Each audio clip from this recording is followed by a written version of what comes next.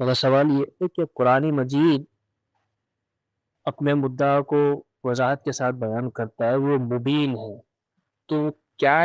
قرآن مبین ہونے کے باوجود اسے تبیین کی ضرورت ہے؟ تو مطلب جب قرآن مبین ہے، اپنے مدعا کو بالکل واضح کر رہا ہے اور آسانی سے سمجھا رہا ہے اس زبان کو جاننے والوں کے لیے،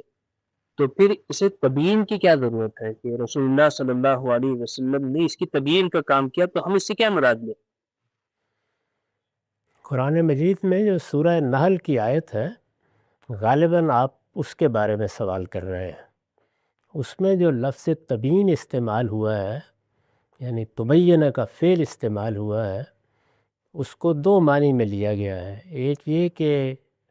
اے پیغمبر، ہم نے یہ یاد دہانی آپ کی طرف اس لیے نازل کی ہے کہ آپ اسے لوگوں کے سامنے بیان کر دیں، پہنچا دیں۔ یہ تبلیغ کے معنی میں ہے۔ اس پر بہت ہی ایک عمدہ نوٹ لکھا ہے امام فراہی نے تعلیقات میں، جو ان کے قرآن مجید پر تعلیقات ہیں۔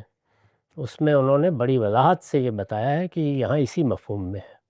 کہ یہاں شرح، وضاحت اور اس تفہیم و تبیین کے معنی میں نہیں ہے جس میں ہم کسی چیز کو سمجھاتے ہیں، بلکہ یہ بیان کرنے کے معنی میں ہے۔ انہوں نے لکھا ہے کہ یہ کتمان کے مقابل میں ہے۔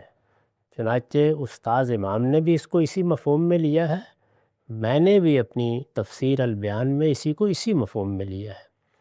کچھ لوگ یہ کہتے ہیں کہ یہ شرح و بیان کے معنی میں ہے،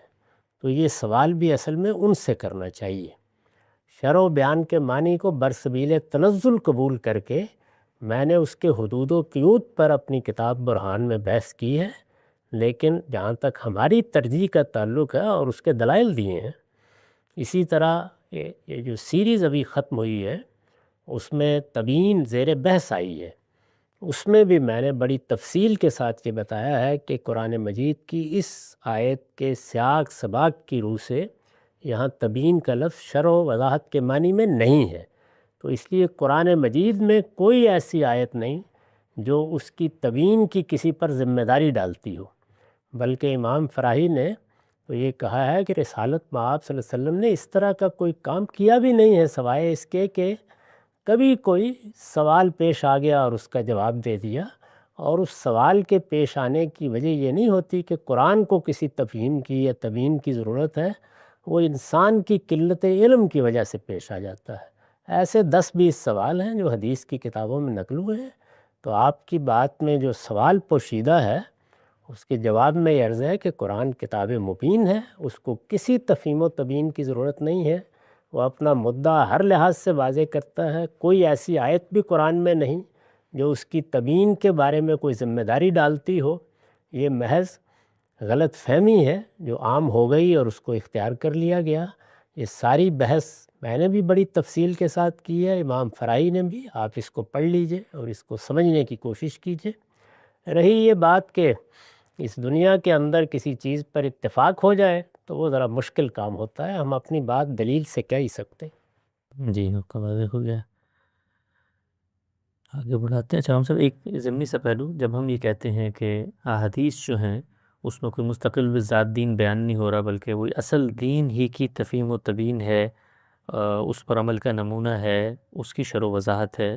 اس کے عقلی و لسانی مضمرات تھے جس کو رسول اللہ نے کھول دیا ہے، تو یہ بات کہنے کے لیے ہمیں کوئی قرآن سے سینکشن نہیں چاہیے۔ علم اور عقل کے مسلمات پر مبنی بات ہے کہ جب بھی کوئی بات کی جائے گی اصول پر مبنی ہوگی،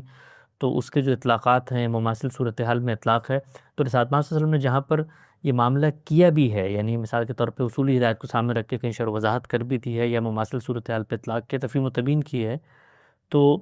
یہ اس کے لیے کوئی قرآن مجید سے سینکشن لانے کی ضرورت نہیں ہے۔ یہ ایک فطری عمل ہے جو رسالت محمد صلی اللہ علیہ وسلم نے بھی کیا اور ہر دور میں علماء بھی کرتے رہتے ہیں، تو اس کے لیے کوئی سینکشن قرآن سے نہیں چاہیے ہمیں۔ اس کے لیے تو یعنی دین کا حوالہ دینا بھی ضروری نہیں ہے، یہ تو ہم دنیا میں بھی ایسے ہی کرتے ہیں،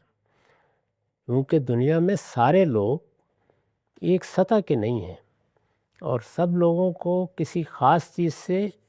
اس طرح کا اشتغال بھی نہیں ہوتا جو اس کا علم رکھنے والوں کو ہوتا ہے۔ اس کے نتیجے میں تدبر کی بھی ضرورت پیش آ جاتی ہے اور علم کی بھی، تو دونوں چیزوں کی رعایت کر کے علماء بھی خدمت کرتے رہتے ہیں، رسالت مآب نے بھی یہ خدمت انجام دی. یعنی یہ آپ کی عنایت تھی، آپ کا کرم تھا کہ آپ نے لوگوں کو کوئی بات اگر ان کے ہاں غلط ہوئی تو سمجھا دی، ورنہ ایسا نہیں ہے کہ قرآن مجید اس کا محتاج ہے یا اس کو اس کی ضرورت ہے.